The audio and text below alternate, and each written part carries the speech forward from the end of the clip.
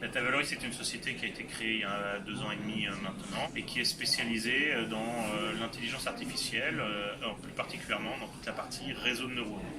Donc nous, on développe notre propre intelligence artificielle pour nos besoins et aussi ceux des clients.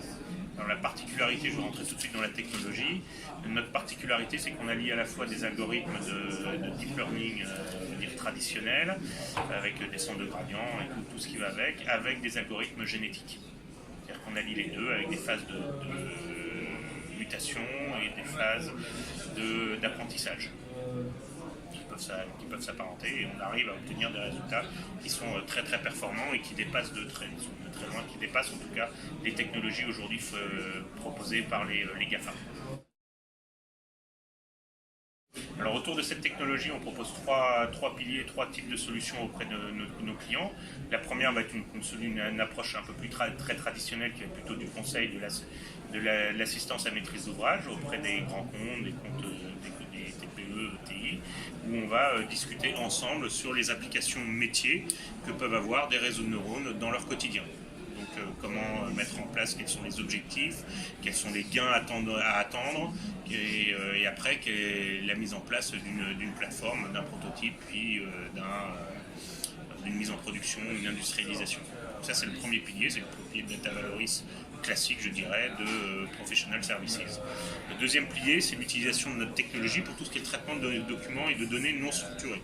C'est-à-dire qu'à partir d'un besoin, un client va nous fournir ces documents non structurés, il va nous dire comment il veut les retrouver structurés, et nous on s'occupe, clé en main, de structurer toutes ces données et documents. Ça fait de l'enrichissement, du traitement de données, de la valorisation, du nettoyage de données. Et le dernier pilier, et le pilier qui est le plus lié à notre technologie, qui est vraiment l'optimisation topologique. C'est-à-dire qu'aujourd'hui, 80% ou 99,9% des entreprises qui disent faire de l'intelligence artificielle s'appuient sur des topologies standards qu'on va retrouver soit d'OpenAI, soit de Google comme TensorFlow, Facebook ou autres, qui vont permettre de développer des réseaux de neurones, et ils vont être plus ou moins enfermés dans la technologie qu'ils vont utiliser.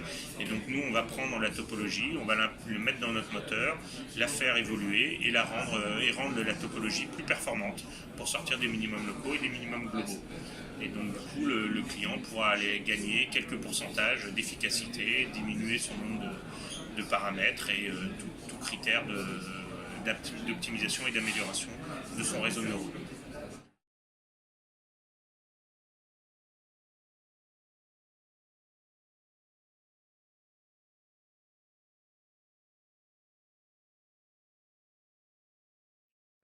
On va prendre en fait un réseau de neurones existant. Vous êtes déjà un client, vous utilisez déjà par exemple du TensorFlow, vous avez déjà fait une petite couche d'AutoML pour faire un premier niveau d'optimisation, et on va importer la topologie au sein de notre moteur d'intelligence artificielle de réseau de neurones.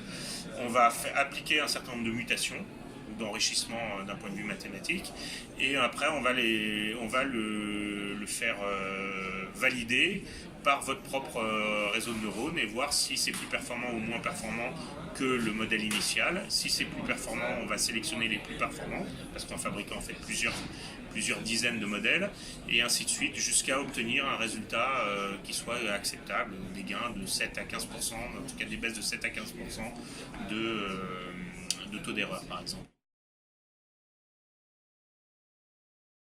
Alors l'utilisation finale de notre technologie, c'est vraiment de dépasser les limites des technologies existantes aujourd'hui, en tout cas les plus couramment utilisées.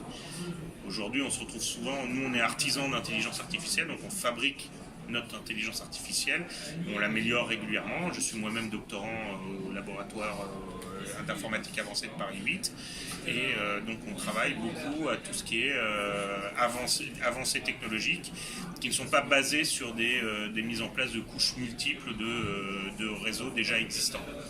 Donc on veut avoir une approche vraiment disruptive de l'intelligence artificielle.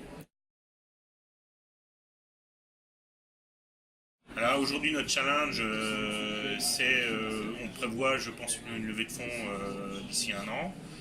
En tout cas, on y travaille ardemment, on cherche bien sûr de nouveaux clients. Aujourd'hui, on a déjà un certain nombre de clients, on atteint nos objectifs, donc pour l'instant tout va bien, et le prochain challenge, c'est une industrialisation de notre NNTO un peu plus forte, et une intégration des différentes briques de normalisation qui existent autour des réseaux de neurones, comme l'approche du format d'échange de Microsoft par exemple.